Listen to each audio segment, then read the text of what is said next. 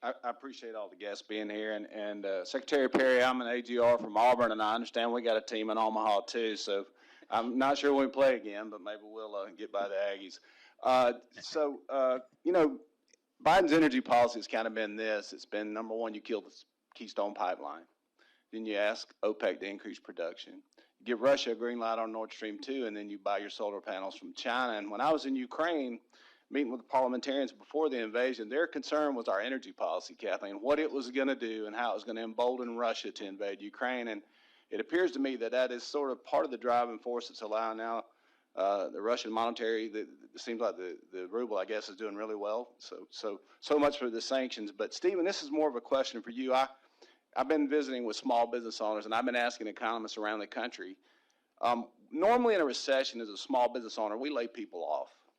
But right now there's a labor market. We've kind of created a vacuum where we've printed government dollars, sending them to people mailboxes, and nobody's showing up to work. So as we as Republicans begin to take over the majority, how do we allow for that soft landing, Stephen? Because they're talking about a recession. Biden's publicly talking about that. We're seeing 9% inflation, as you've talked about. And yet we have a labor force shortage. And it seems to me that the businesses can't lay people off because there's nobody to work. So how do we soft that landing going into this new majority we're supposedly going to have? Boy, that's a tough question. I mean, how do we make sure that this recession, which by the way, I believe we're in a recession right now. You know, if this economy stopped growing, it just hit a wall in late May. And when you're talking about $7 to $10 trillion in the stock market, that's going to have a negative wealth effect for sure. And then you look at the fact that people can't pay their bills; they're just having a harder and harder time. You know, the reason I mentioned that 9% inflation rate is I didn't get to the second part of that. Wages are growing at 5%. So this is simple math. If month after month after month, people's incomes are growing much more slowly than the inflation rate, they're becoming poorer over time. Joe Biden is making America poor. And in terms of your issue about the labor shortage, we just have to look, everybody believes in a safety net, but it's good for the country, it's good for the workers, it's good for American families that people are working.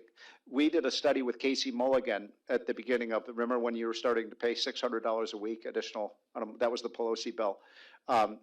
A family with 2 parents and 2 kids with nobody working, with all of the benefits that you were providing, could make over $100,000 tax-free. You know who that was unfair to, Representative Moore? The people who were working. The biggest mistake I think we made at the beginning of COVID, I talked to Donald Trump all the time about this. He was fully on board. We should have cut the payroll tax rather than, we should have rewarded the people who are working. Instead, what we always do is we were rewarding the people who weren't working.